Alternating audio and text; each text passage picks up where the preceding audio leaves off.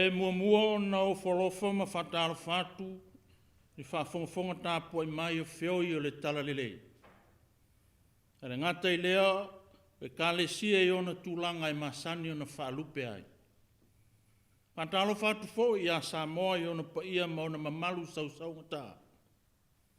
Pa malore tau atai, malo fo I le ono sa I tiute ma whaiva masani o le nei asu. Lea ua ifo mai ma le manui.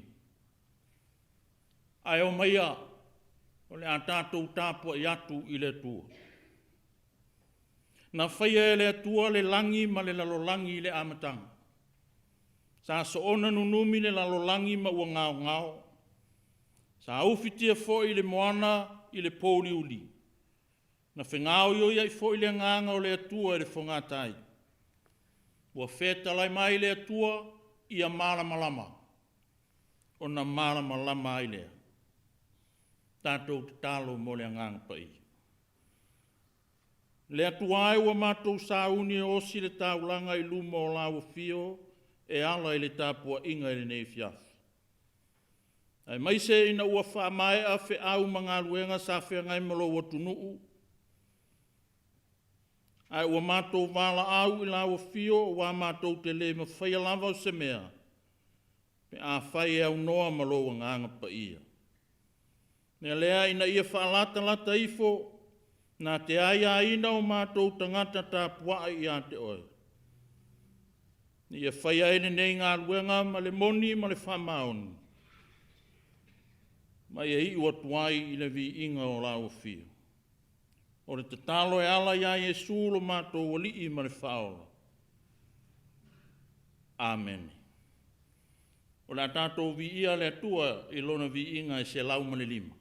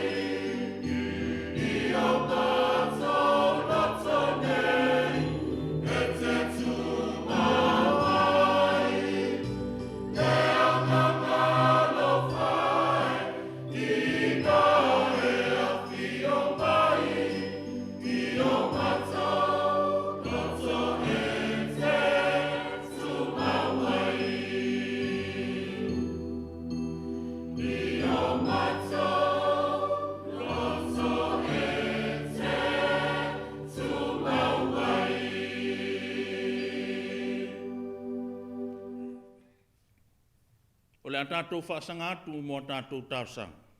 Tālo le whaafitai, whātou e senga, ma se tu inatu nisi o tātou manao I luma o le atu. Tātou wifo ma te tālo I le atu.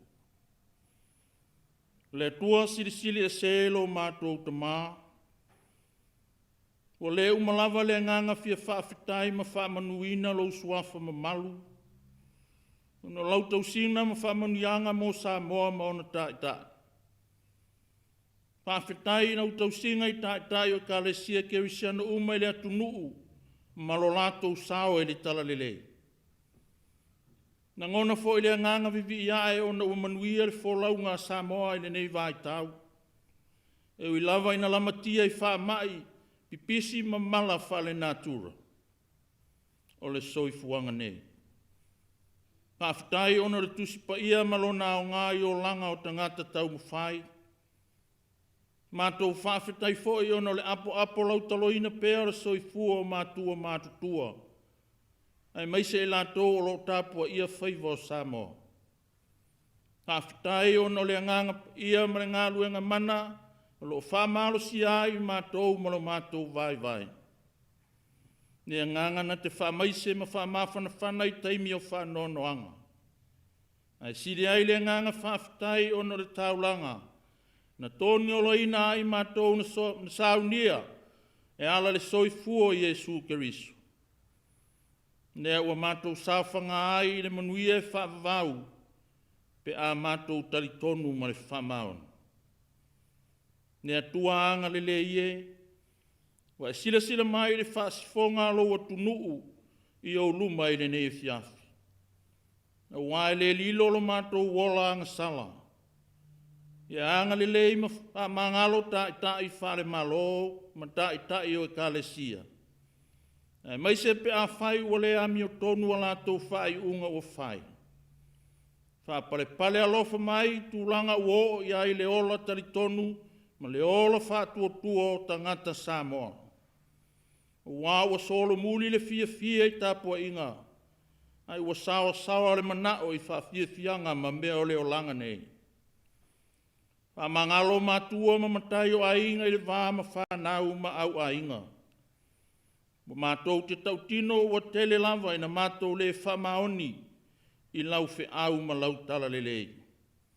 Ua mātou atu ai la loifo le sātauro Keriso, e mamama mangalo ai lo mātou wola whātamala. Le atuae o e lava o le atua e tari mai o mātou manao. E anga lelei ma whamanuia le fonga lo atunu a toa I le nei Afiafi. Whamanuia tai o le malo whapea I kalesia. Anga lelei ma whamanuia le Tapuaiga mātua sinasina I maota malawa.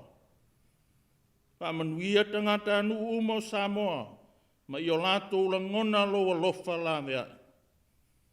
Malutia Samoa mai malama mea whaingata. Mātou sauni fo I whai se malolonga I le nei Afiafi. Ia pui a pea o au whaola mai le oti o le pongi sā I le saunia. Ia mātou mawhau I lo fina ngalo pa ia. Fe soa ni mai lo mātou vai ma le whatau wā. O nisi eo a mātou tatalo whatasi ma tatalo leo au tangata o tu inatu. I alofa ma talie tusa o lo lava alofa tuno tele. O na Iesu Keriso le alii whaola wala tuwaila mātou tatalo.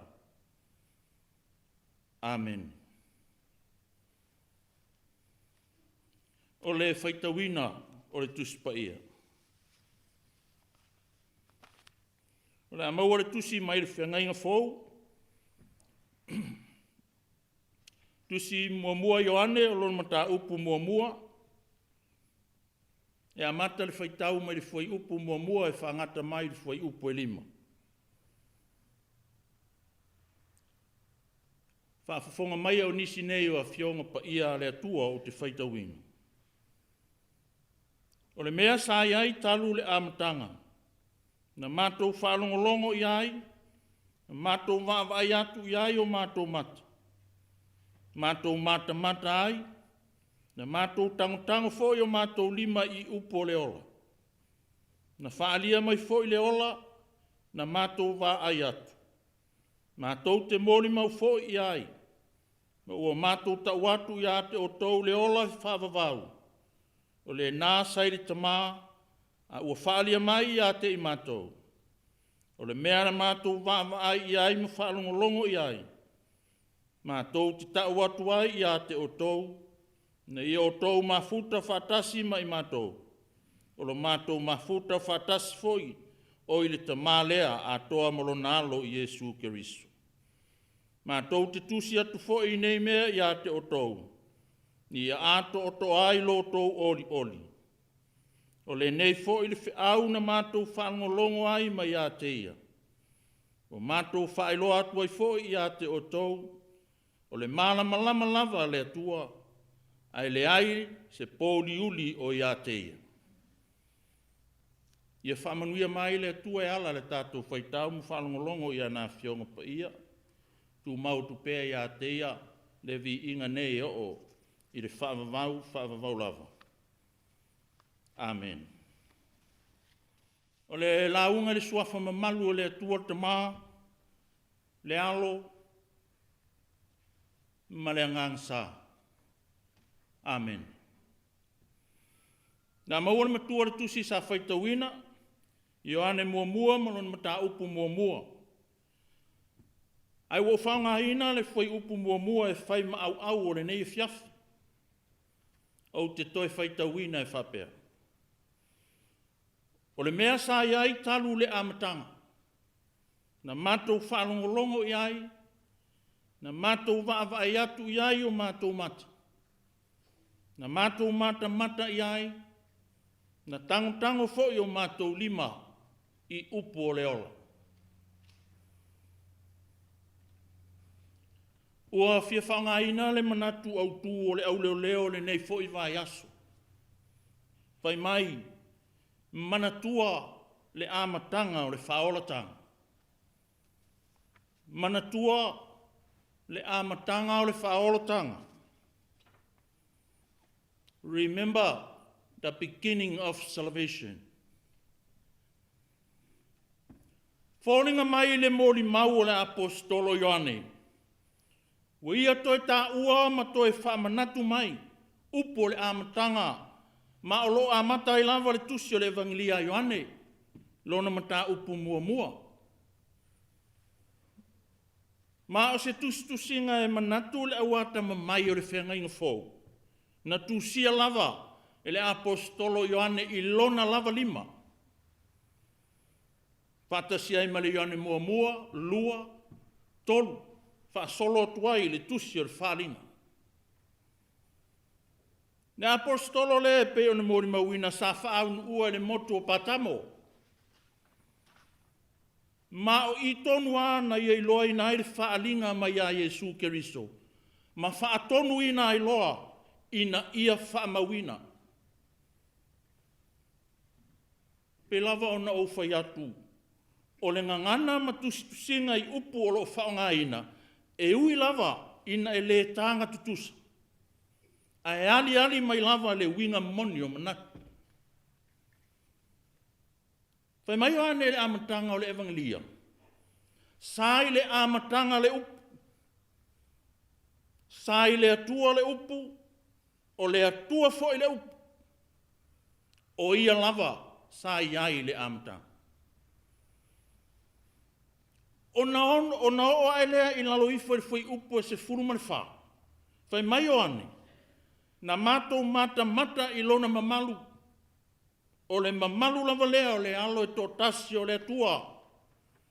Ua tumu o ia i le alofa ma le wha maona. Ioe.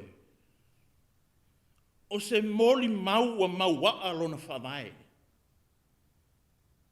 Awa o le au mai atoa maona wha mao i nianga. A le whai mai na maava ai i ai.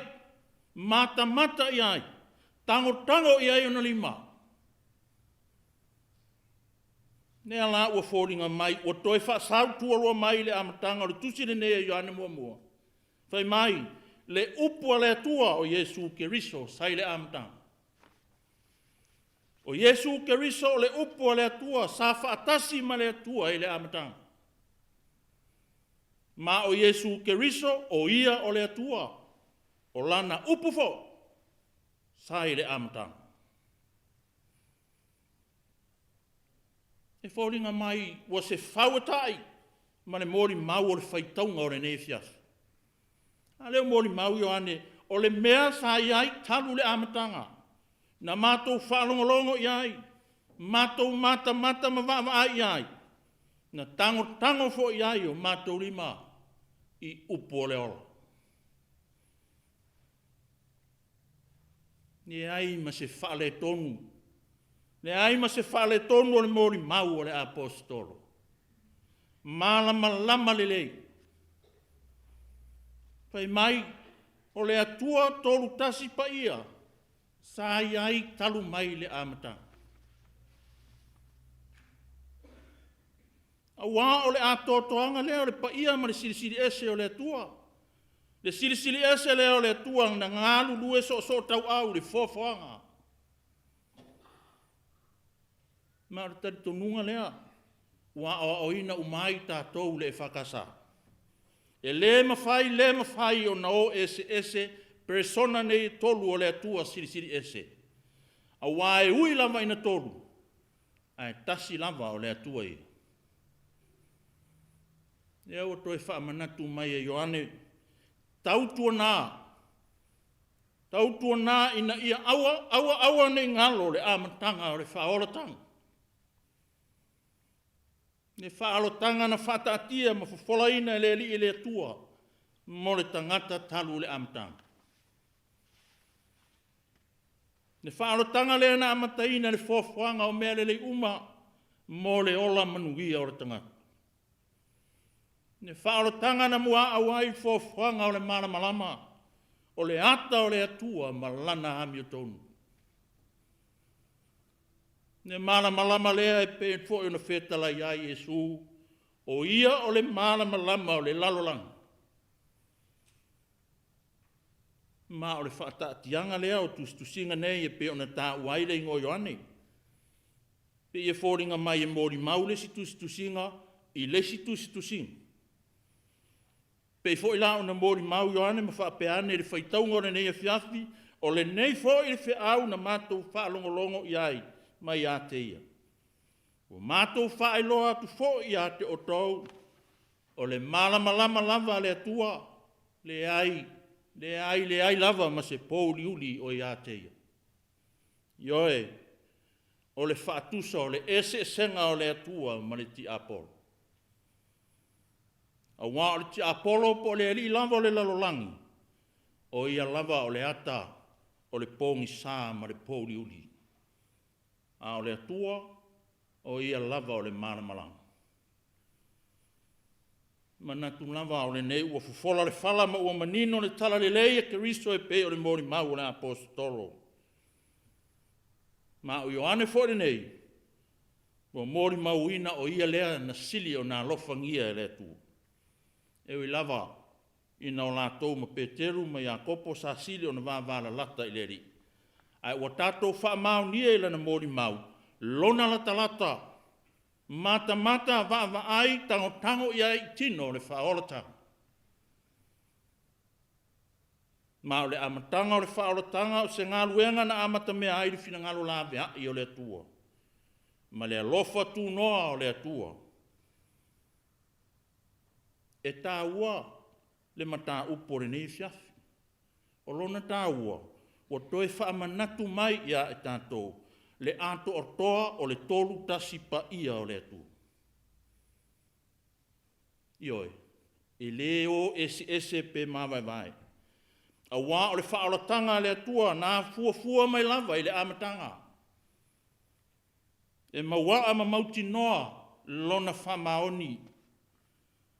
Le alofa tu noa leo le atua na whaalia mai lava i le mātango fie o mea uma o lana fōwhanga peitai. O le whaasili au pule o le tangata ma le fia pule. Na mafuai o na fina ngalo le atua. Na te saunia se isi awala mo le whaolatanga. Ne ana mafuai o na whetalai le li. Le whita ngai o le ti apolo ma whanau a tangata. Mafuai o na tutu i le tangata le ulu o le ti apolo. Ai o le ti apolo o le ana tutu i le muri vai o le tangata. Ma o le whataunu o le whaoratanga i lunga o le sataulu. E le mawhai. Le mawhai e le ti apolo lo na malosi o na wha umatia le ami o tonu a le atua. E o ilawa ina tutu i o na vai o na ao. E le i tāwhi ai ma whaafiti ai le malosi o le alofa. Le alofa o le atua ma lana whaoratanga. Manatu o se whiau wha mawhanawhana lea mo i tātou le nei Afiafi. Ni whawhongafonga tāpua i mai ma le paia le mamalu e kalesia o ao. Tai nane le paia ma mamalu o Samoa saunga tā ai maise i lātou o lo maua mai le nei sauninga. Nai mautua sina o lo po le whala maula le muri la. A o whengai le kalesia ma le atunuu i o lātou tiu te masana. Nai mawhauwhaunga whatau waai e mawai. Ma atonu fo e mawhanawhana ai tātou. A o le i whaatau torina tō whanga o le nei Afiafi.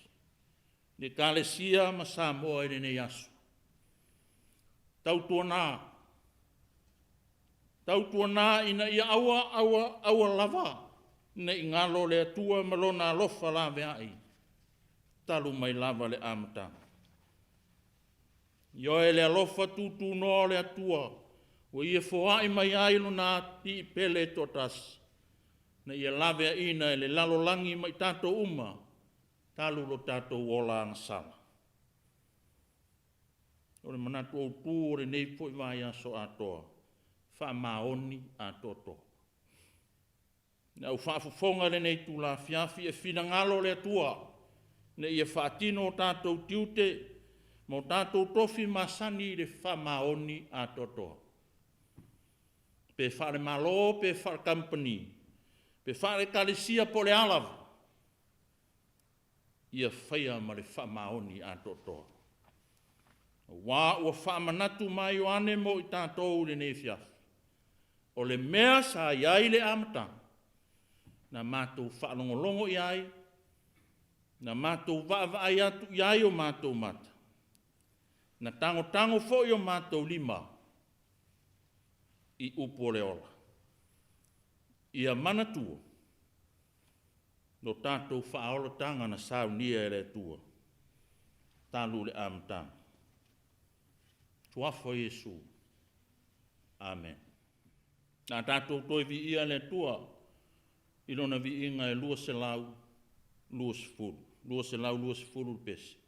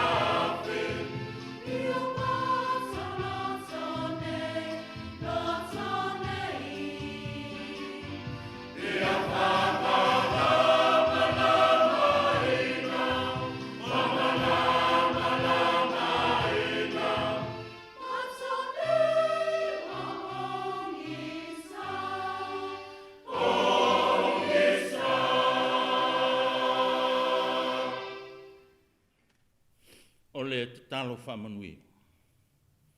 E tū mau mai le manuia ma le file mua la o fio le tuar te maa. Le lofa siri eso Yesu kariso le li I ma le whaola. I le mafutanga whai pea ma la o fio nganga pa I ai. Lungo Samoa ma la o e kalesi au au. Pea lau whanau atoa I le lalolangi, nei, maaso umalava, whaavavau lava. Amen.